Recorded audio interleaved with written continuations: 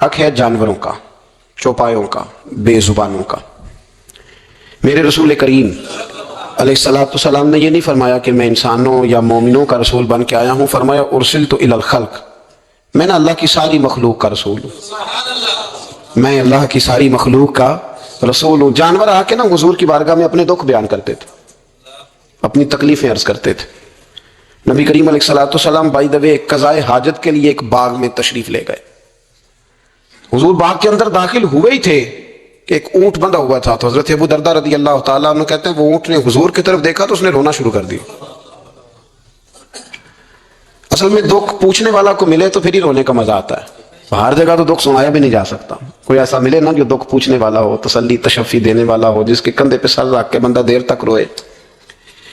ऊंट रोने लगा तो हजरत अबू दरदा रदी अल्लाह ताला अन्हु फरमाते हैं नबी करीम अलैहिस्सलाम उसकी तरफ बढ़े, हुजूर ने उसकी पुश्त पर हाथ रखा तो वो और ज्यादा रोने लगा। फिर मेरे महबूब ने अपने कान मुबारक उसके मुंह के करीब किए तो उसने कोई बात की। महबूब ने फरमाया बुलाओ ना इसके मालिक को, कहाँ है। वो जब आया तो हुजूर सल्लल्लाहु अलैहि वसल्लम ने फरमाया कि तुम इसे इसकी जरूरत से ज्यादा इस पर वजन रखते हो, इसे अजियत देते हो, तकलीफ पहुंचाते हो। और फिर हुजूर अलैहि सलाम ने फरमाया इसे खाना और पानी वक्त पर नहीं देते, इसकी धूप छांव का ख्याल नहीं रखते। और आखिरी लफ्ज हदीस के महबूब फरमाने लगे तुम इसके बारे में अपने रब से नहीं डरते, इसके हुकूक के तहफ़्फ़ुज़ के लिहाज से तुम अल्लाह का खौफ नहीं रखते, वो तुमसे पूछेगा इसके बारे में। ये हदीस हजरत अबू दरदा रज़ी अल्लाह ताला अन्हु ने सुनी हुई थी ना, तो जब आपका अपना वक्त विसाल आया ना तो हजरत अबू दरदा ने भी ऊँट रखा हुआ था। तो जनाब अबू दरदा रज़ी अल्लाह ताला अन्हु ने घर वालों से भी माफियां मांगी, रिश्तेदारों से भी, दोस्तों से भी। तो फिर ऊँट के सामने भी जाके खड़े हो कहने लगे ऊँट देखना अल्लाह की बारगाह में मेरी शिकायत ना कर देना, उसके हुजूर कह ना देना कि या अल्लाह इसने मेरे हक नहीं अदा किए। फरमाया मैंने कोशिश की है तेरे हुकूक अदा करने की, और अगर कहीं कमजोरी रह गई तो मुझसे दरगुजर करना। यानी ये अंदाज था हम लोगों। यहां बातें चूंकि बातों में रह गई हैं और अच्छी अच्छी बातें अकवाले जरी में अच्छी लगती हैं, रोजमर्रा के मामलात में नहीं हम शामिल करते। अच्छी बातें ना अकवाले जरी के तौर पर बात मीठी करने के लिए लोग बयान करते हैं। कहते हैं आज एक बात सुनी है, क्या ही बात है। वो क्या थी जी?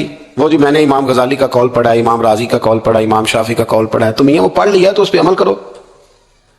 मैं बड़े दिनों से इस बात पर दोस्तों की तवज्जो करा रहा हूं कि कीलो काल कब तक रहेगा, गुफ्तगू का गोरख धंधा कब तक चलेगा। जिन बातों का हमें पता चल चुका है उस पर अमल की भी तो कोशिश होनी चाहिए ना। तो मेरे अजीजों, जानवरों के हुकूक मेरे नबी करीम अलैहिस्सलाम ने बयान फरमाए। सबसे पहली बात हुजूर ने यह बयान किया कि जानवर को गाली ना दो। एक शख्स ने एक मुर्ग को गाली दी थी तो नबी पाक अलैहिस्सलाम ने फरमाया इसे गाली ना दे, ये तो तुझे आजान के लिए बेदार करता है। आपको पता है ना कुछ नवाबजादों और शहजादों की नींद खराब करता है मुर्गा भी। अब तो खैर मुर्गों ने अजानें पढ़नी छोड़ दी। ये तकलीफ की बात है, खुशी की बात नहीं, ये दर्द की बात, ये अजियत की बात है। यानी वो वतन भी को वतन है जिसमें अजान की आवाज ही ना आए, वो देश भी को देश है। हम जाके अब बसने लगे हैं टाउनों के अंदर, सोसाइटियों के अंदर जहां अजान की आवाज ही नहीं आती। वो भी कुछ जगह है जहां अजान की आवाज ही ना आए। मैं गुज़श्ता साल जब कराची गया था तो ऐसी जगह पे था जहां अजान की आवाज नहीं आती थी। तो मैंने गुजारिश की थी उन संगियों से कि यार एक से बड़े धीमे लहजे में फरमाइश तो नहीं करनी चाहिए। तो मैंने कहा तो यार कोशिश करो वहां ठहराया करो जहां मौज़न की अजान तो सुने ना। यानी इंसान की रूह बेदार रहती है कि अजान की आवाज आ रही। अब तो बहुत सारे लोग मस्जिद के करीब गाड़ी नहीं लेते। ये कितने दुख की बात है कि जी तंग होती है जी, अजान की आवाज जो है वो हमें तंग करती। लोग घर नहीं करीब खरीदते। नबी पाक अलैहिस्सलाम ने कहा मुर्ग को बुरा ना कहो, ये तो तुम्हें आजान के लिए बेदार करता है, अल्लाह का नाम सुनाता है, इसको गाली ना दो। जानवर को गाली देने से हुजूर ने मना किया। ये हमारे देहाती लोगों के कुछ कुछ का मिजाज होता है, गधा गाड़ी में बैठे हैं तो गधे को गालियां दे रहे हैं, घोड़े पे बैठे हैं तो घोड़े को गालियां दे रहे हैं। हुजूर ने मना कर दिया, फरमाया जानवर को गाली, और मेरे भाई जो मुस्तफा करीम जानवर को गाली नहीं देने देते वो भाई को गाली देने देंगे। जो गधे को, घोड़े को और मुर्ग को गाली देने से मना कर रहे हैं वो बीवी को गाली निकालने की इजाजत देंगे? वो दाएं बाएं किसी को, कुछ लोगों ने रट ली हैं गालियां, जुबान पे चढ़ी हुई हैं और इसको फखर का सामान समझते। अल्लाह से डरे, ये भी कोई फखर है, ये भी कोई फखर है। एक साहब कहने लगे जी वो हमारे मुर्शद जो बड़े कामल हैं, मुझे आके बताने लगे गालियां देते हैं जी, उनकी गालियों में भी फैज है। तो मैंने कहा इस तरह का 15-20 गालियां मेरे सामने उसे निकाल, उसे कहा थोड़ा सा फैज तुझे वापस भेजना है, निकाल। तो निकालता है भला? कहने लगा जी ये तो नहीं हो सकता। तो मैंने कहा जब तेरे लिए उसको गाली देना बेअदबी है तो उसका गाली देना बेअदबी नहीं, ये कौन सा फैज है? इस्लाम बदतमीजों का मतलब है माज़अल्लाह ताला? किस तरह का रवैया इख्तियार किया हुआ है? تو یہ کوئی اصول نہیں کہ آپ کے لب و لہجے سے جو ہے وہ کوئی اس طرح کی باتیں چھڑکے. اور بہت سارے یار آپس میں بیٹھے ہوتے ہیں تو مذاق میں گالیاں دے رہے ہیں. یہ توہین ہے ایک دوسرے کی, یہ ذلت ہے, یہ دوستانہ نہیں ہے. تو سب سے پہلی بات میرے نبی پاک علیہ السلام نے جانور کو گالی دینے سے منع کیا. دوسرا ہم دیکھتے ہیں کئی دفعہ ہمارے ہاں جو غریب لوگ ہوتے ہیں نا, وہ گدا ریڑھی پہ کئی دفعہ سبزی بیچتے ہیں. یہ ہمارے آج کل کنوں بہت زیادہ ہیں مارکیٹ میں, تو میں دیکھتا ہوں کہ سڑک کے اوپر گدھے کو بھی کھڑا کیا ہوا ہے. کیونکہ اس لیے کہ اب وہ اسی کے اوپر سارا دن رکھیں گے اس کو, اور شام تک جب تک بکے گا نہیں اس بیچارے کی خلاصی نہیں ہوگی. نبی پاک صلی اللہ علیہ وسلم نے فرمایا کہ جانور کو سواری بناؤ, کرسی نہ بناؤ. دو صحابہ بیٹھے تھے گھوڑے کے اوپر, ایک ادھر بیٹھا تھا ایک ادھر بیٹھا تھا, دونوں آپس میں باتیں کر رہے تھے. جس طرح ہمارے زمانے میں جو نئی کار خریدتا ہے نا, تو اس کا بھی کوئی واقف مل جائے تو وہ روڈ کے اوپر کھڑے ہو کے بات کرتا ہے, چونکہ روڈ تو اس نے الاٹ کرایا نا اپنے نام. تو میرے جیسا آدمی کئی دفعہ پیچھے ہو بھی نا, تو ایک دن بچہ مجھے کہنے لگا کہ زور سے ذرا ہارن دی. تو میں نے کہا یار اس کے پاس نئی دولت آئی ہے تو مطلب اس کو ہارن نہ دے, یہ پتہ نہیں کہاں سے بولے گا, تو اس کا تو کچھ نہیں بگڑے گا, تو ہمارے لیے مسئلہ بنے گا. کوئی عرض نہیں, اب یہ کھڑا ہے تو کھڑا. یہ اس کو لوگ چودراہٹ سمجھتے ہیں, یہ چودراہٹ نہیں ہوتی. اس سے یہ آپ کے کمزور ہونے کی علامت ہے. اس طرح چھوٹا آدمی اس طرح کے کام کرتا ہے. بڑے لوگ اس طرح کے کام, بڑے لوگ تو کسی کو تکلیف ہی نہیں دیتے چونکہ وہ بڑے ہوتے ہیں. وہ کسی شخص کو کبھی اذیت میں مبتلا نہیں کرتے چونکہ بڑے ہوتے ہیں. یہ تو چھوٹا آدمی ہے جو کسی کا رستہ روک کے کھڑا ہے اور چودھری بانٹتا ہے. تو نبی پاک علیہ السلام نے دیکھا دو غلاموں کو, ایک گھوڑے کا منہ ادھر ہے دوسرے کا ادھر ہے, تو آپس میں گفت و شنید کر رہے ہیں. میرے رسول کریم علیہ السلام نے وہی تنبیہ فرمائی, حکم دیا, فرمایا سواریوں کو سواریاں بنایا کرو, کرسیاں نہ بنایا کرو. جب تک چلنا ہو اس پر بیٹھو, اور جب بات کرنی ہو تو گھوڑے سے نیچے اترو, پھر بات کرو تو پھر دوبارہ گھوڑے پہ بیٹھو. ان کو سواریاں بنائیں, کرسیاں نہ بنائیں. میں اپنے استاد گرامی رحمۃ اللہ تعالی علیہ کے ساتھ تھا, تو ہم نے کہیں جانا تھا, ہم تانگے پہ بیٹھے تھے. وہ تانگے والے سے 2-3 دفعہ استاد جی نے کہا چلو, تو کہنے لگا جی سواریاں پوری ہوں گی تو چلیں گے. اور پھر کہا چلو یار جانا ہے, کہنے لگا جی سواریاں پوری ہوں گی. پھر میں کب تک پوری ہوں گی, کہنے لگا جی آج کل ذرا رش کم ہے تو کچھ ٹائم لگ جائے گا. تو استاد صاحب نہ اتر آئے نیچے, اس نے سمجھا سواریاں ناراض ہو گئی ہیں. کہنے لگا جناب آپ بیٹھے ہیں, مطلب آ جاتی ہے ابھی سواری. تو استاد صاحب فرمانے لگے کہ میں سامنے پھٹے پہ بیٹھتا ہوں اس لیے کہ جانور کو سواری بنانے کا حکم ہے, کرسی بنانے کا نہیں. میں اس کو کیوں تکلیف میں مبتلا کروں, ابھی آتی ہے نا کوئی سواری باقی کی, تو آج اب ہمارے پاس عقلی دلائل ہوتے ہیں نا. وہ کہنے لگا جی نہیں آپ بیٹھے رہیں, آپ کو دیکھ کے باقی لوگ بھی بیٹھیں گے. تو استاد جی کہنے لگے میں تیری بات مانوں یا رسول اللہ کی بات مانوں؟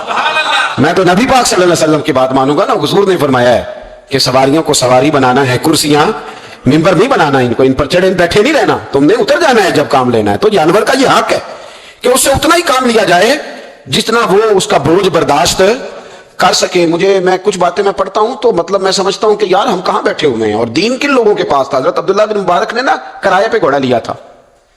اب یہ بھی بات ہے, یہ بھی کرنی پڑے گی چونکہ میرے معاشرے کا مسئلہ ہے. تو رینٹ پہ جو گاڑی لیتے ہیں نا, کئی دفعہ مجھے نہیں پتا ہوتا تھا کہ یہ کیا ہوتا ہے, تو میں تجربات حاصل کرتا رہتا ہوں, زندگی میں انسان سیکھتا ہے. تو میرے پاس ایک آدمی بڑی غلط گاڑی لے کے گزرا, تو میں نے ڈرائیور سے کہا کہ یہ کہیں لگ جائے گا. کہنے لگا اس کی اپنی نہیں, اس نے کرائے پہ لی ہوئی ہے. اس کی اپنی ہوتی تو اس طرح سے ڈرائیو, یہ اس نے کرائے پہ لیا. تو میں نے کہا کہ مجھے اس کا فلسفہ سمجھاؤ یہ کیا ہے. کہنے لگے یہ ہینڈ اوور کار لیتے ہیں کرائے پہ, تو یہ لی ہی اس لیے جاتی ہے کہ یہ توڑ کے واپس کریں گے, تو رکھنے والوں نے بھی وہ رکھی ہوتی ہے جو بالکل نکارا اور ناکام ہوتی. یہ معیار ہے. حضرت عبداللہ بن مبارک رحمۃ اللہ, اس زمانے میں لوگ یہ کام کرتے تھے, کرائے پہ سواری لیتے تھے. حضرت عبداللہ بن مبارک رحمۃ اللہ تعالیٰ نے ایک شخص سے کرائے پہ گھوڑا لیا کہ مجھے فلاں سفر پہ جانا ہے, تو گھوڑا کرائے پہ دے دو. اس نے کہا جی کس کس نے جانا ہے؟ تو آپ فرمانے لگے میرا وجود دیکھ لے, میں نہیں جانا ہے. کرایہ طے ہو گیا, آپ نے گھوڑا اس سے لے لیا. جب آپ جانے لگے تو ایک آدمی رستے میں ملا, کہنے لگا حضور کوفے جا رہے ہیں؟ فرمایا ہاں. کہنے لگا یہ میرا خات بھی لے جائیے گا, یہ میرا خات ہے. کتنا وزن ہوتا ہے خات کا؟ یہ میرا خات ہے, فلاں آدمی کو دیجیے گا. تو آپ فرمانے لگے تو میرے ساتھ واپس چل گھوڑے کے مالک کے پاس, اگر وہ اجازت دے گا یہ سفر گھوڑے پہ زیادہ رکھنے کا تو میں رکھوں گا, اور اگر وہ اجازت نہیں دے گا تو میں نہیں رکھوں گا. تو وہ آدمی کہنے لگا حضور اتنی چھوٹی چھوٹی باتوں کا کیوں خیال رکھتے ہیں؟ تو عبداللہ بن مبارک فرمانے لگے اس لیے کہ میں رحمت للعالمین نبی کا ماننے والا ہوں. میرے رسول پاک علیہ السلام رحمت للعالمین ہے, تو میں اتنا بھی ظلم جانور پر کر سکتا, میں پہلے اجازت لوں گا اس کے مالک سے, اس کے بعد پھر میں آگے جاؤں گا. تیسری بات, نبی پاک علیہ السلام نے کہا کہ جب تم جانور کا دودھ دھویا کرو نا تو سارا نہ دھویا کرو, اس کے بچے کے لیے بھی چھوڑو. اور حضور نے فرمایا کہ اگر کسی جانور کو تکلیف ہو تو تھنوں سے سارا دودھ نہ نکالو, بلکہ کچھ اس کے تھنوں میں چھوڑ. اگر کسی جانور کو تکلیف ہو, کچھ جانور ایسے ہوتے ہیں جن کو تکلیف ہوتی ہے, سارا دودھ بالکل نچوڑ کے نکال لیا جائے تو انہیں تکلیف ہوتی, فرمایا اگر تکلیف ہو تو پھر سارا دودھ نہ نکالو، کچھ چھوڑ بھی دو، اس کے بچے کے لیے بھی کچھ چھوڑو۔ فرمایا جب اسے ذبح کرنے لگو تو چھری تیز لاؤ، تیز۔ ایک شخص ناکام سی چھری کے ساتھ جانور کو ذبح کرنے لگے تو نبی پاک علیہ السلام فرمانے لگے تو اسے 2 موتیں دینا چاہتا ہے، 2 دفعہ مارنا چاہتا ہے اس بیچارے کو؟ فرمایا اس طرح نہ کر، ایک تو چھری تیز کر اور دوسرا اس کی نظروں کے سامنے نہ کر، سائیڈ پہ لے جا اور اس تیز دھار کے ساتھ اسے ذبح کر کے اسے کم سے کم تکلیف ہو، کم سے کم اسے درد ہو۔ ہمارے ہاں عید کے موقع پر کسائی کو بڑی جلدی ہوتی ہے، جانور ابھی پورا ٹھنڈا بھی نہیں ہوتا کہ فٹافٹ وہ کھال اتارنی شروع کر دیتے ہیں۔ یہ اذیت ہے، یہ تکلیف ہے، آپ آزمائش میں ڈال رہے ہیں۔ آپ اسے کہیں، میں تو ریکویسٹ کر لیتا ہوں کبھی کبھی، میں کہتا ہوں یار تو چند پیسے زیادہ لے لینا، تجھے اگلے گھر جانے کی جلدی ہے، تجھے ٹیلی فون بھی آ رہے ہیں، تو آدھے گھنٹے کا ٹائم بھی بتاتا جا رہا ہے، لیکن ایسے نہ کر، یہ جانور ہے، اس میں اللہ نے جان رکھی، اس کا خیال کر۔ نبی رحمت علیہ الصلوۃ والسلام نے ہمیں یہ باتیں بتلائی۔ فتاوی عالمگیری میں پڑھ رہا تھا، عجیب فتویٰ لکھا، انہوں نے لکھا جو آدمی جانور کے دودھ دھوئے نا اس کے ناخن بڑے نہیں ہونے چاہیے۔ جانور کے جو تھن ہوتے ہیں وہ نازک ہوتے ہیں، تو جس کے ناخن بڑے ہوں گے۔ اور صاحب فتاوی عالمگیری نے لکھا ہے کہ ہفتے کے بعد ناخن کاٹنا سنت ہے، لیکن جس نے جانوروں کا دودھ دھونا ہونا وہ ہفتے کا انتظار نہ کرے، وہ جلد ناخن کاٹ لے تاکہ جب دودھ دھوئے گا تو جانور کو تکلیف نہ ہو، وہ جلدی کاٹ لے اور اس ترتیب سے صحیح کر کے ناخن کاٹے کہ وہ کٹے ہوئے ناخن بھی کہیں جانور کو تکلیف نہ دے۔ آپ خود اندازہ کر لیں کہ آپ کا اپنا اگر ناخن صحیح کٹا نہ ہو تو آپ کے سخت گوشت کو بھی تکلیف دیتا ہے، تو جانور کا تھن تو نرم ہوتا ہے۔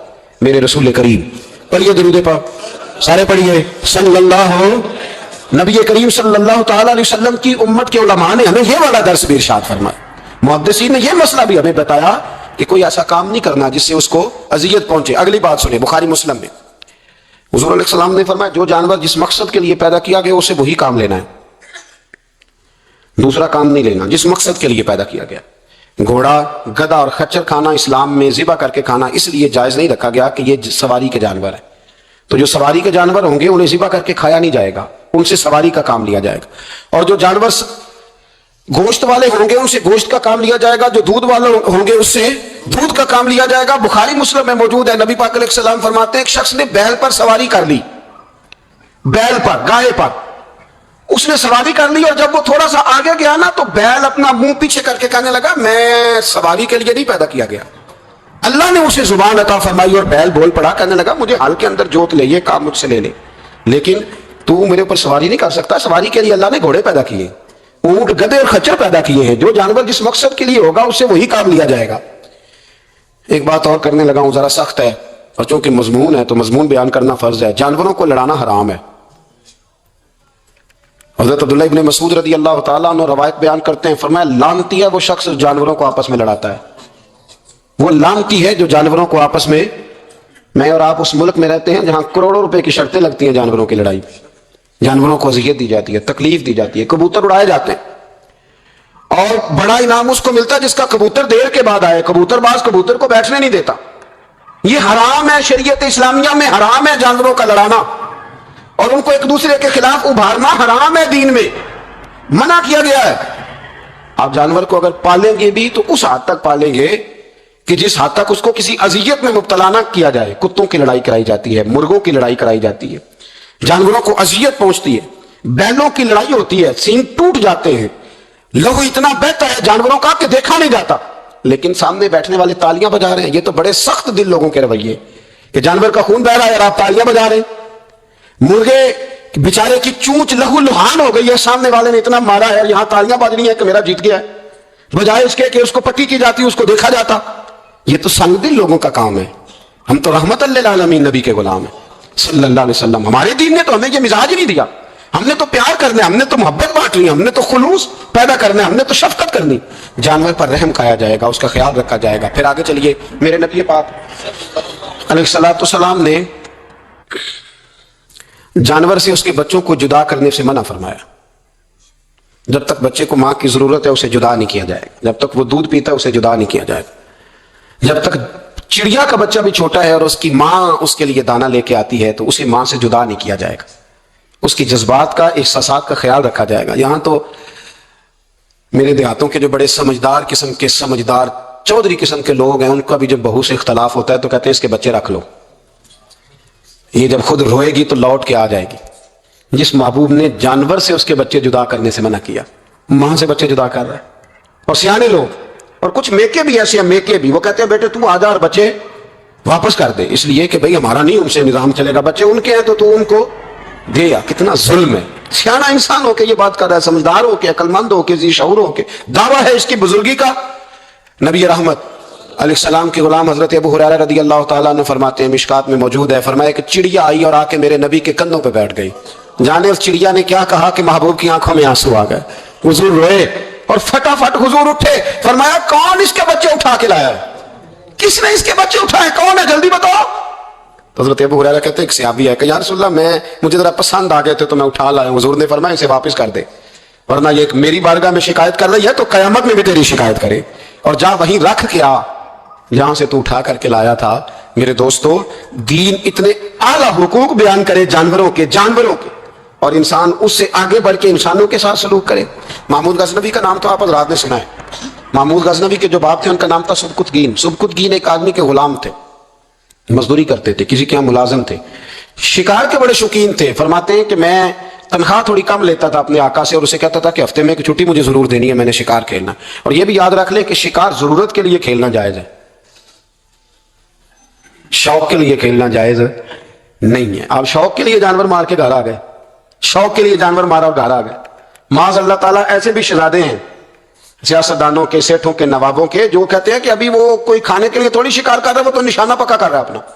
معاذ اللہ نشانہ سمجھ کے جانور کو مارا جائے گا، اور یہاں تک باتیں سننے میں ملتی ہیں کہ جانور باندھا جاتا ہے، اس پہ نشانہ کیا جاتا ہے۔ رسول پاک علیہ السلام نے لعنت فرمائی ایسے شخص پر جو بندے جانور پر نشانہ لگاتا ہے۔ یہ ہمارے شوق ہیں، یہ بڑائی کی علامت ہے۔ چار پیسے آئے ہیں تو لوگوں نے یہ شوق پال لیے، اور بے دریغ جانوروں پر لوگ بندوقیں اٹھائے گھومتے ہیں۔ سنو، سبکتگین کہتے ہیں میں شکار کا شوقین تھا، لیکن ضرورت کے لیے شکار کرتا تھا، ہفتے میں شکار مار کے لاتا تھا، پھر پورا ہفتہ ہمارے گھر والے اسی کو کھایا کرتے تھے۔ فرماتے ہیں کہ میں تنخواہ تھوڑی لیتا تھا اپنے آقا سے، محمود غزنوی کے والد سبکتگین، کہ میں بھائی ہفتے میں ایک دن شکار کرنے جاؤں گا۔ کہتے ایک دن میں جنگل میں شکار کرنے گیا تو کچھ جانور کم نظر آئے، صبح سے لے کر میں گھومنے لگا، عصر کا وقت ہو گیا، کوئی شکار نہ ملا۔ اب میرے دل کے اندر یہ ڈر تھا کہ اگر مغرب مجھے یہی ہو گئی تو مجھے کوئی درندہ، کوئی جانور پریشان کرے گا۔ اسی پریشانی کے عالم میں دائیں بائیں دیکھ رہا تھا کہ ہرنی کا ایک بچہ مجھے نظر آیا۔ میں نے جھٹ سے وہ ہرنی کا بچہ ہی اٹھا لیا کہ آج یہی شکار کروں گا۔ کہتے ہیں میں نے اسے گھوڑے کے آگے رکھا، اپنے آگے گردن کی جانب، اور میں نے گھوڑے کی لگامیں اس تیزی سے گھمائی کہ سر پٹ گھوڑا دوڑایا تاکہ مغرب سے قبل میں شہر میں پہنچ جاؤں، یہ جنگل کا علاقہ گزر جائے۔ کہتے ہیں میں بڑی گرمی تھی، بڑی پیاس لگی، پر پانی نہ پیا نہ گھوڑے کو پلایا، سر پٹ دوڑایا اس ڈر سے کہ کہیں ایسا نہ ہو کہ میں جنگل میں مجھے شام ہو جائے۔ کہتے ہیں جب میں شہر سے باہر پہنچ گیا تو مغرب کا وقت بھی شروع ہو گیا۔ کہتے ہیں ابھی میں پہنچا ہی تھا، میں نے وہاں گھوڑے کو روکا، خود بھی پانی پیا، جانور کو بھی پلایا۔ کہتے ہیں ذرا میں نے آنکھ اٹھا کے دیکھا تو جس ہرنی کا میں بچہ لایا تھا وہ بھی دوڑتی ہوئی میرے پیچھے آ گئی۔ کہتے ہیں وہ پیچھے میرے کھڑی ہے، پتہ نہیں کہاں سے بیچاری دوڑی، میرا تو گھوڑا تھا اور میں نے تو سانس بھی نہیں لیا۔ 1.5 گھنٹہ 2 گھنٹے میں بھگاتا لایا اس جلدی میں کہ باہر آنا ہے۔ کہتے ہیں پلٹ کے دیکھا تو اس کی سانس پھولی ہوئی ہرنی کی، اور للچائی نظروں سے مجھے دیکھ رہی ہے۔ دل کے ایک کونے سے آواز آئی کہ آج تو 2 شکار ہو گئے، بچہ تو پکڑا ہی، اس کی ماں کو بھی قابو کرتا ہوں تاکہ ڈبل شکار ہاتھ آئے گا۔ کہتے ہیں پھر اندر سے میرا درد بولا، اندر سے میرا رحم بولا کہ ایک ماں اپنا بچہ لینے آئی ہے، اور اس طرح تو اسے تکلیف نہیں دی جا سکتی کہ اسے بلیک میل کر کے ماں کو بھی رکھ لیا جائے۔ کہتے ہیں جب میں نے اس ہرنی کی طرف دیکھا تو اس کی نظروں میں سوال تھا، اس کی نظروں کے اندر سوال تھا، کچھ مانگ رہی تھی۔ کہتے ہیں میں نے اس بچے کی پشت پر ہاتھ پھیرا، پھر میں نے بچہ چھوڑ دیا۔ کہتے ہیں اس نے پہلے بچے کو بازوؤں میں لیا، پھر اپنی زبان سے اپنا بچہ چاٹنے لگی۔ کہتے ہیں پھر وہ جب جنگل کی طرف جانے لگی تو ایک دفعہ اس نے میری طرف دیکھا، دوسری دفعہ اس نے آسمان کی طرف دیکھا۔ زندگی میں مجھے اتنا سکون کبھی نہیں آیا تھا جتنا آج آیا۔ کہتے ہیں میں گھر گیا، عشاء کی نماز پڑھی، باوضو میں بستر پہ لیٹ گیا، لوگوں میرے نصیب دیکھو، مجھے مدینے والے محبوب کا دیدار نصیب ہوا۔ رسول کریم علیہ السلام میری خواب میں آئے، میں رونے لگا، گھر مہک اٹھا، پھول کھلنے لگے، خوشبوئیں بکھرنے لگی۔ کہتے ہیں محبوب کریم تشریف لائے، اور کیا خوبصورت جملہ ہے، محبوب فرمانے لگے او سبکتگین، اگر تجھے بادشاہ بنا دیا جائے تو انسانوں کے ساتھ بھی اسی طرح رحم کرے گا نا جس طرح آج ہرنی کے ساتھ کیا ہے۔ اگر تجھے بادشاہ بنایا جائے تو رویہ یہی رکھے گا یا بدل جائے گا؟ کہتا ہے میں رو پڑا، میں نے کہا یا رسول اللہ میں تو غلام بننے کے بھی قابل نہیں، تو بادشاہ کیسے بنوں گا؟ فرمایا تیری آج کی ادا بڑی پسند آئی ہے، عرش کے مالک نے تجھے بادشاہ بنانے کا فیصلہ کر لیا، تیری یہ ادا بڑی بھائی ہے، بڑی پسند آئی۔ فرماتے ایک ہرنی کے بچے پہ رحم کھایا تھا रब करीम ने मुझे बादशाही अता फरमा दी। हम ना सियासत से बादशाही लेना चाहते हैं, सियासतदानों के अपनी जेब से इश्तिहार छपवा के बादशाही लेना चाहते हैं, डेरा बना के बादशाही लेना, ना ना ना। बादशाही तो रहम करने से मिलती, बादशाही तो शफकत करने से मिलती, बादशाहियां तो अल्लाह की मखलूक से प्यार करने से मिलती। बादशाहियां, हजरत इमाम अहमद बिन हंबल रहमतुल्लाह तआला अलैह फरमाते, मैंने मावराउन नहर एक मुहद्दिस का तज़किरा सुना कि वो मेरे महबूब की हदीसें बयान करते हैं, तो कहते हैं मैं शौके इल्म में उनकी बारगाह में पहुंचा। जब मैं गया तो कुत्ते को खाना खिला रहे थे, मैंने सलाम ली तो उन्होंने जवाब तो दिया पर कोई इतनी तवज्जो नहीं की मेरी तरफ। मेरे दिल में ख्याल आया मुहद्दिस हैं और कुत्ते के साथ इतना प्यार कर रहे हैं, मेरी तरफ देखा ही नहीं। तो फरमाते हैं वो कुत्ते को खाना खिला के फारिग हुए तो मेरी तरफ देख के कहने लगे, अहमद बिन हंबल, मेरे इलाके में कुत्ते नहीं रहते, कुत्ते दूसरे शहर में ज्यादा पाए जाते हैं, ये भूखा था तो इधर आ गया था। और तुम्हें हुजूर अलैहिस्सलाम की वो हदीस तो पता होगी कि नबी पाक ने फरमाया, जो किसी के साथ उम्मीद लगाए और वो आदमी उसकी उम्मीद पूरी करने पर कादिर हो फिर भी उम्मीद पूरी न करे, तो कयामत के दिन अल्लाह उसकी भी बहुत सारी उम्मीदें पूरी नहीं करेगा, उसे सजा मिलेगी। उम्मीद पूरी करने पर कादिर था, मजबूर नहीं था, पर पूरी ना की तो उसे कयामत के दिन सजा मिलेगी। तो फरमाया ये कुत्ता उम्मीद लगा के आया था मेरे घर में खाने की, तो अगर मैं पूरी ना करता तो फिर हुजूर की उस हदीस पर अमल कैसे होता, फिर मुझे हदीसें बयान करने का मतलब क्या समझ में आता। इमाम अहमद बिन हंबल रहमतुल्लाह तआला अलैह फरमाते हैं, मैंने कहा उस्ताद जी इजाजत दे दे। कहा किधर आए थे? कहा हुजूर जिस काम आया था ना वो मेरा बड़ा ही अच्छा हो गया है, वो बड़ा शानदार हो गया, जो हदीस भी आपने बयान कर दी और सिर्फ बयान नहीं किया, आपने तो अमल करके भी दिखा दिया है। आपने तो उस हदीस पर मनोवन अमल करके भी दिखा दी। जानवर के साथ उसने सलूक करना, उसके साथ प्यार करना, जानवरों का ख्याल रखना। कुछ जानवर मूजी होते हैं, शरीयत ने उन्हें मारने की इजाजत दी है, इजाजत दे दी है। जो जानवर तकलीफ देता है, अजियत देता है, उसे मारा जा सकता है, उसको हटाया जा सकता है, लेकिन जानवर के हुकूक का लिहाज करना, उस पर रहम खाना, उस पर तवज्जो देना। मैं बरतानिया के एक शहर की तरफ जा रहा था तो रास्ते में ना ट्रैफिक बंद हो गई।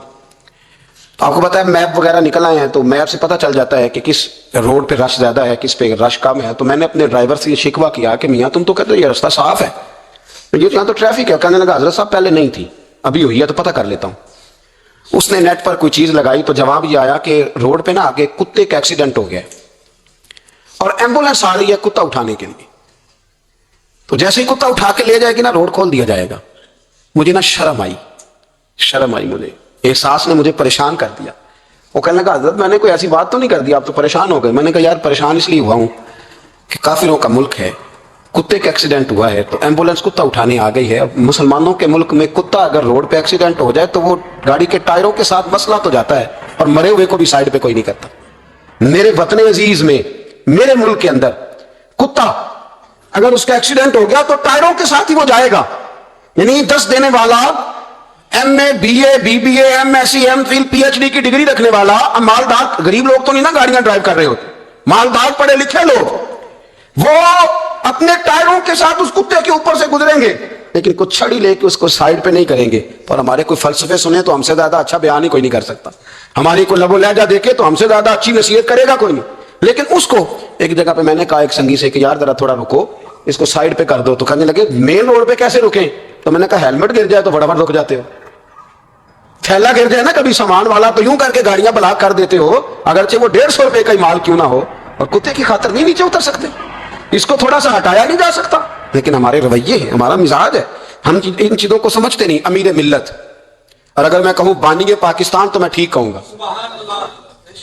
बानिए लाड था एक उस वक्त अंग्रेजों का बड़ा, पीर जमात अली शाह साहब मुहद्दिस अली पूरी भी पाकिस्तान की तहरीक चला रहे थे और कायदे आजम भी चला रहे थे।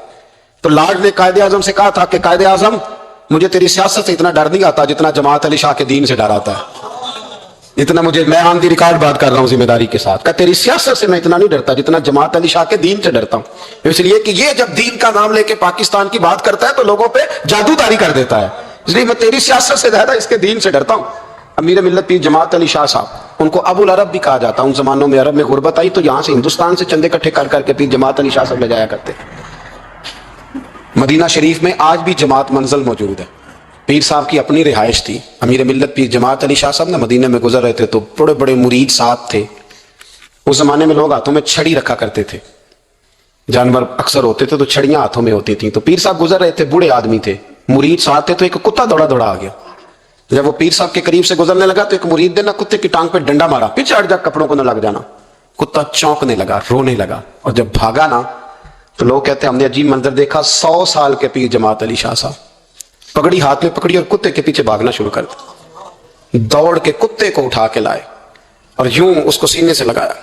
پھر پیر صاحب نا اس کتے کو اپنی رہائش گاہ پہ لے گئے، پھر اپنی پگڑی کھول کے نا تو اس کی پٹی کی، پھر دودھ کا پیالہ اس کے آگے رکھا.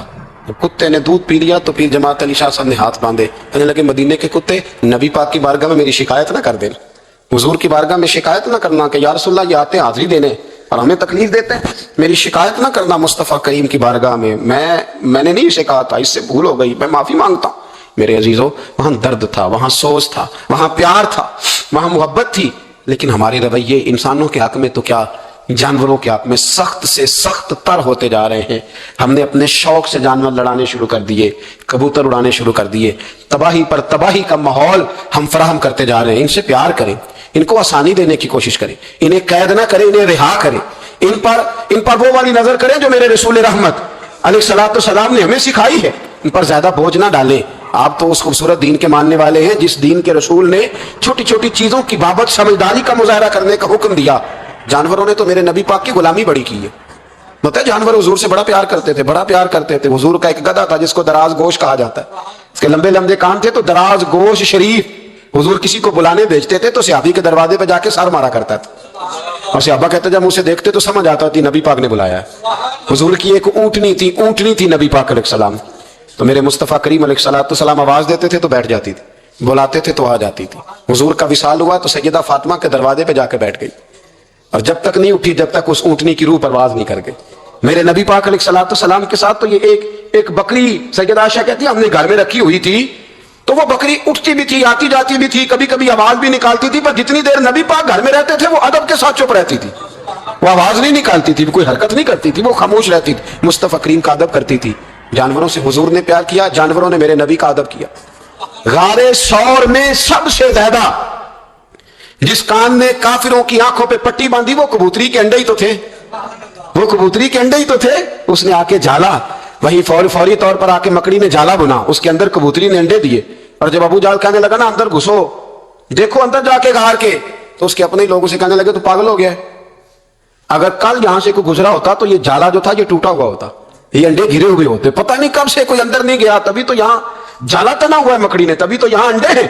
اور میرے بھائیوں ان جانوروں نے امداد کی، انہوں نے مدد کی. حضرت خالد بن ولید رضی اللہ تعالیٰ عنہ ایک گھوڑے پر سوار تھے، گھوڑے پر جنگ ہو رہی تھی تو گھوڑا تھک گیا. اب خالد بن ولید تو اللہ کی تلوار تھے، وہ تو تھکتے ہی نہیں تھے، گھوڑا تھک گیا. اب دوسری سواری دور تھی تو جناب خالد بن ولید گھوڑے کے کان میں کہنے لگے اگر تو نے آج میرا ساتھ نہ دیا تو میں قیامت کے دن اللہ کی بارگاہ میں تیری شکایت کروں گا کہ اللہ اس نے میرا جہاد میں ساتھ ہی نہیں دیا. جناب خالد بن ولید کے ساتھ والے کہتے ہیں کیا کان میں آپ نے کہا کہ گھوڑا اتنا بھاگتا تھا کہ پیچھے مڑتا ہی نہیں تھا، وہ سرپٹ دوڑتا تھا. جناب خالد بن ولید نے وہ جنگ جب فتح کی تو لوگوں نے کہا حضور بڑا کمال کیا، فرمانے لگے آدھا میرا ہے آدھا میرے گھوڑے کا ہے، یہ شریک ہے اس جہاد میں برابر کا، اس نے تعاون کیا ہے. تو یہ مخلوق اللہ کی تو شامل حال رہی، انہوں نے تو امداد کری میرے بھائی. اور ہمارے رویے ان کے بارے میں اتنے سخت ہو گئے، اتنے زبردست ہو گئے. دیکھو نا میں اس ملک میں اس وطن کی بات کرتا ہوں جو دین کے نام پہ بنا ہے اور جہاں گھوڑوں کو اب نچایا جانے لگا ہے. اب گھوڑے نچانے کے لیے پیدا کیے گئے. میں بتا چکا ہوں کہ یہ تو سواریوں کا جانور تھا، اس کو نچایا جاتا ہے. یہ چودھری ہونے کی علامت، یہ مالدار ہونے کی علامت. یہ سیٹ کے بچے کی شادی ہو تو گھوڑے نچائے جائیں گے. یہ ملانگ تلانگ جو میلے ٹھیلے کرتے ہیں، جب بابے کا عرس لگے گا تو گھوڑا نچایا جائے گا. جانور اس لیے یہ خرافات ہے ساری، یہ دین کے مترادف ہیں. ان باتوں کو سمجھیں، ان پر عمل کریں. یہ سارا ہمارے دین کا نصاب ہے. کیونکہ یہ مضمون تھوڑے خشک ہوتے ہیں نا، اس لیے ہمارے ہاں بیان نہیں ہوتے، لیکن ان کی ضرورت بڑی سخت ہے، ان کی حاجت ہے. ان مسائل پر ضرور ہمیں توجہ کرنی چاہیے. پورے باب ہیں کتب حدیث کے اندر. میں بھی وہی بات کر سکتا تھا جو پچھلے سال میں نے اس مہینے میں کی تھی. ہر مہینے کے عنوانات سمجھ میں آتے ہیں، وہ تیار پڑے ہوتے ہیں، وہ بیان کرنے مشکل نہیں ہوتے. لیکن کبھی کبھی دل سے یہ آواز اٹھتی ہے کہ جو باتیں نہیں ہیں پتہ، ان کا بھی تو پتہ ہونا چاہیے نا میرے بھائی. ہو سکتا ہے، ممکن ہے کسی آدمی کے دل میں کوئی بات بیٹھ جائے، اور ممکن ہے وہ کسی کو سمجھانے میں، آگے بتانے میں فارورڈ کرنے، ویسے بھی اچھی باتیں بھی آپ فارورڈ کرنی شروع کریں. بات آ گئی ہے تو میں چلو کر دیتا ہوں. کوئی ضروری بات ہے کہ ہم نے اپنی سیاسی پارٹی کا دفاع کرنا ہے اور مخالف کی غیبت ہر وقت کرنی ہے؟ مثلا کیا ہو جائے گا اس سے؟ کیا انقلاب ہم نے کر لیا ہے؟ کیا ہم نے حق بات کہیں، جہاں ضرورت ہو وہاں کریں، لیکن سوشل میڈیا اگر ہمارے ہاتھوں میں آئے تو تباہی کے لیے تو نہیں نہ آیا. یہاں اچھی فوٹو لگا کے ایک فوٹو ادھر سے کھینچ کے لگا لو، ایک ادھر سے کھینچ کے لگا لو، ایک ادھر سے. اب تو میں پریشان ہو جاتا ہوں. اب آپ جب کسی کے قابو آ گئے تو وہ مطلب آپ سے سب سے پہلے مطالبہ یہ کرے گا کہ ابے کے ساتھ بھی فوٹو لینی ہے، دادا کے ساتھ بھی لینی ہے، ماموں کے ساتھ بھی لینی ہے، چاچا کے ساتھ بھی لینی ہے، بچوں کے ساتھ بھی لینی ہے، ایک دائیں سے لینی ہے، ایک بائیں سے. اس کام کے لیے کفر کے سامنے دین کا پیغام پہنچانے کا مؤثر ذریعہ ہے نبی پاک کی حدیثوں کو انگلش میں ٹرانسلیٹ کر کے آگے فارورڈ کریں. جو ڈچ جانتے ہیں وہ اس زبان میں بات آگے پہنچائیں. جو لوگ جو ہے وہ فارسی سے متعلقہ ہے وہ ان چیزوں کو آگے. یہ تو آپ کے پاس ایک بڑا مناسب ذریعہ ہے. وہاں آپ جو ہے وہ فنی ویڈیو آگے بھیج رہے ہیں، وہاں آپ غلط چیزوں کو آگے پہنچا رہے ہیں. آپ کس کام میں لوگوں کو آگے شریک ہو رہے ہیں؟ اور مطلب کئی دفعہ تکلیف ہوتی ہے، اس پر لکھا ہوا ہے فنی مولوی، یعنی مولوی بھی فنی ہوتا ہے، یعنی یہ بھی کام ہوگا. اب ہر کام ہم وہ بولا لیں گے جس میں تھوڑی دیر کے لیے لوگ جو ہے وہ مذاق کریں گے. خدا را ہم سنجیدہ قوم ہیں، ہمیں سنجیدہ بات کرنی چاہیے. آپ کے سامنے آپ کے ہاتھ میں دین آیا ہے. اور پھر میں ایک بات بڑی تکلیف سے کہتا ہوں، میں نے کئی دفعہ کیا، آج پھر کہتا ہوں. وہ ہالینڈ نے معاذ اللہ حضور کے خاکے شائع کرنے کا اعلان کیا تھا نا جی. پھر اس پہ احتجاج ہوا. ہاں نہ تو کرے نا. ہر آدمی نے نا اپنے سوشل میڈیا پیج پہ جگہ دی کہ جی گستاخی ہو رہی ہے، جی نکلا ہے گورنمنٹ، یہ کر دیں وہ کر دیں. ہم نے بھی کیا، کرنا چاہیے، پیغام دینا چاہیے. لیکن وہ خاکے شائع کرنے والے دو لوگ تھے. ایک مواد فراہم کرتا تھا، کیلیڈون اس کا نام تھا، اور ایک یہ تھا جو خاکے بناتا تھا. تو یہ جو خاکے تحقیق کرتا تھا نا معاذ اللہ، اس نے اسلام کے خلاف 2 کتابیں بھی معاذ اللہ لکھی ہیں. اب وہ بندہ نا یہ 1.5-2 ہفتے ہوئے کلمہ پڑھ کے مسلمان ہو گیا. اور آپ کے سارے قومی اخبارات نے خبر بریک کی، تمام نے، دنیا میں، ایکسپریس میں، ہر اخبار میں خبر آئی. پڑھی آپ لوگوں نے بھی؟ جنہیں پڑھی ہاتھ کھڑا کریں. ماشاءاللہ اتنے لوگ گواہ ہیں، یہ سب نے پڑھی ہے. مجھے بتائیں کہ جب انہوں نے گستاخی شائع کی تھی تو شور ہوا تھا، تو کلمہ پڑھا تھا تو اب بھی شور ہونا چاہیے تھا نا، بولیں. لیکن شور تو ہوتا ہے منفی بات کا، مثبت بات کا تو شور ہم کرتے نہیں، یہ تو ہمارے حق میں ہی نہیں. منفی بات کا شور ہے اور مثبت بات کی طرف ہم آتے، یہ ہمارا مزاج ہے. مثبت بات کا بھی شور کرے میرے بھائی، وہ بھی لینا چاہیے تھا ہمیں اخبارات سے، وہ بھی ہر پیج پر ہونا چاہیے تھا، اس کی بھی فوٹو لگا لینی چاہیے. باقی تو ہم بڑی ایڈٹ کرتے ہیں نا، کسی کو کتا بناتے ہیں، کسی کو کچھ بناتے ہیں، تو اس پر بھی تھوڑی تعریف ہونی چاہیے تھی تاکہ مسلمان اس کا بھی ذکر کرتے، اس کی حوصلہ افزائی ہوتی. کیا مؤلفۃ القلوب دین کا حصہ نہیں کہ کوئی نیا کلمہ پڑھے تو اسے مال دو تاکہ اس کا دل مضبوط ہو؟ تو کلمہ پڑھا تھا تو چاہیے تھا نا کہ ہم اس کے دل کو مضبوط کرتے. ہم یہ پیغام آگے کرتے کہ ہمیں بڑی خوشی ہوئی. وہ کہتا ہے میں تو حضور کے مخالف تحقیق کرنے نکلا تھا، پر ان کو پڑھتے پڑھتے ان کا غلام بن گیا. اور اس نے باقاعدہ معافی مانگی ہے، باقاعدہ معافی مانگی ہے کہ میں اپنے پچھلے رویے سے اللہ کی بارگاہ میں بھی شرمندہ ہوں، نبی پاک کی بارگاہ میں بھی شرمندہ ہوں، مسلمانوں سے بھی معافی مانگتا ہوں. اس نے باقاعدہ معافی مانگی ہے. لیکن جو کہ بات تھی مثبت، بات تھی خوشخبری والی، اور ہم دیتے ہیں مایوسی والی خبر. ہم بریک وہ خبر کرتے ہیں جس میں کوئی ٹینشن پیدا ہوتی. ٹینشن. میں ابھی حیدرآباد میں تھا، پولیس والا اپنی گاڑی میں بیٹھا تھا، ہم اپنی گاڑی میں تھے. ایک ایڈریس پوچھنا تھا، رستہ پوچھنا تھا. مطلب عام ایک جگہ پہ عام آدمی سے ہم نے گاڑی میں بیٹھے بیٹھے ایڈریس پوچھا تھا، تو اس نے کہا تھا اتر کے آئے. آپ نے پوچھنا نا تو اتر کے آئے. تو ٹھیک بات کی، ہمیں غصہ نہیں آیا. میں نے اسے پولیس والے سے السلام علیکم کے بعد کا ایڈریس پوچھنا تو وہ گاڑی سے اتر کے آیا. اس نے ہم سے سلام لی اور اس نے بڑی تفصیل کے ساتھ ہمیں پتہ بتایا. کام تو ہمارا تھا نا، وہ تو اپنی جگہ پہ کھڑے تھے. میرے بھائی آپ مثبت باتوں کو کیوں نہیں بیان کرتے؟ کیا پاکستان میں سارا دن غلط کام ہی ہوتے ہیں، صحیح کام ہوتا ہی کوئی نہیں؟ وہ صحیح کام کو ڈسکس کون کرے؟ خیر والی بات کون بیان کرے؟ اچھائی کا ذکر کون کرے؟ محبت کی بات کون کرے گا؟ میرے مفتی صاحب ہیں، دوست ہیں، پیار والے، انہوں نے مجھے ٹیلی فون کیا کہ ختم ہے، ٹائم چاہیے. تو میں نے ان سے کہا کہ میری نا ریکارڈنگ ہے، اس دن ٹی وی پر ایک پروگرام میں نے ریکارڈ کر کے دینا ہے. اب سوچے دو ہے نا، وہ یہ بھی کہہ سکتے تھے کہ اچھا تسی امیر ہو گئے ہو، یہ بھی بات ہو سکتی تھی نا. لیکن مفتی صاحب مجھ سے کہنے لگے کہ ختم 20 لوگوں تک پیغام جائے گا، اور جب وہ آپ ریکارڈنگ کریں گے تو ہماری جماعت کی ترجمانی لاکھوں لوگوں تک جائے گی. تو ہم جو چاہتے ہیں کہ زیادہ لوگوں تک پیغام پہنچے، ہم ختم شریف پڑھ لیں گے، آپ مہربانی کریں وہ کام آپ کریں. یہ خیر کی بات ہے نا، لیکن مثبت باتوں کی طرف ہماری توجہ جاتی. انہوں نے کہا بڑا کام کریں، کوئی حرج نہیں، یہ تو کام چلتے رہتے ہیں، ہوتے رہتے ہیں، یہ ہو جائے. مثبت کام پر اپنی توجہ کریں، جانور کے ساتھ پیار کریں، اچھے طریقے سے پیش آنے کی کوشش کریں، اچھا رویہ اختیار کریں. سنیں، بات ختم کرتا ہوں، ایک بات یاد آ گئی بڑی مزیدار. آپ نیٹ پہ سرچ کریں گے نا تو مصر کے شہروں میں ایک شہر ملے گا جس کا نام ہے فسطاط. فا سین توئے، طا کہتے ہیں ہم اس کو عربی میں. طا ہے، آگے الف ہے، یہ کٹھا ہے، اور آگے پھر طا ہے. فسطاط یہ شہر ہے ایک مصر کا. فسطاط کا معنی ہے گھونسلہ. یہ شہر کب بنا؟ حضرت عمر فاروق کے زمانے میں حضرت عمر بن العاص رضی اللہ تعالیٰ عنہ یہاں جہاد کرنے آئے. اس جگہ جہاں آج وہ بہت خوبصورت اور بڑا شہر قائم ہے، وہاں انہوں نے خیمے لگائے. اور چونکہ جنگ کرنی تھی، 1 ہفتہ 2 ہفتے 3 ہفتے ممکن تھا جنگ جاری رہے، تو خیمے لگائے، پڑاؤ کیا، ٹھہرے. جنگ ہوتی رہی، ہفتے سوا کے بعد جنگ ختم ہو گئی. حضرت عمر بن عاص نے فرمایا خیمے اکھاڑو بھائی چلے. سب لوگ اپنا اپنا خیمہ سمیٹنے لگے. آج کہتے ہیں میں نے ایک طرف سے جب خیمہ اپنا اتارا نا، ایک طرف سے، آپ کو پتہ ہے اس کے اندر لوگوں نے بانس لگائے ہوتے ہیں لکڑی کے، بڑے بڑے چھڑیاں کھڑی کی ہوتی ہیں، تو کہتے ہیں ایک طرف کی چھڑی جب میں نے اتاری نا تو اوپر مجھے کبوتری نظر آئی اور اس کے انڈے نظر آئے، تو میں نے فٹافٹ دوبارہ لگا دیا۔ اب میں سوچنے لگ گیا یہاں کیا کروں، اس کو کیسے اتاروں، یہ تو انڈے تو ٹوٹ جائیں گے، گر جائے گی، اور یہ تو بڑا وفادار جانور ہے، یہ تو میرے مصطفیٰ سے پیار کرنے والا ہے۔ حضرت عمر بن العاص رضی اللہ تعالیٰ عنہ کہتے ہیں میں نے تھوڑی دیر کے بعد ہی فیصلہ کر لیا کہ نہیں بھائی اس کو چھیڑنا ہی نہیں، اس کو لگا رہنے دو۔ کہتے ہیں جب میں جانے لگا تو میں نے ایک دو سپاہی سے کہا کہ ابھی ہم یہاں رہیں گے تو صحیح نا، تو یہاں ایسا نہ ہو کوئی اور کھیڑ کے لے جائے، 2-1 دن تم نہیں ٹھہر جاتے یہاں۔ کہتے ہیں وہ لوگ ٹھہر گئے۔ پھر جب علاقوں پہ قبضہ ہوا تو حضرت عمر بن عاص فرماتے ہیں کہ سارے علاقے فتح ہو گئے پر مجھے نہ کبوتری اور کبوتری کے انڈوں کا خیال نہیں جاتا تھا۔ تو میں نے کہا کہ آبادی اگر زیادہ ہو گئی ہے تو ایک نیا شہر نہ آباد کر لیں۔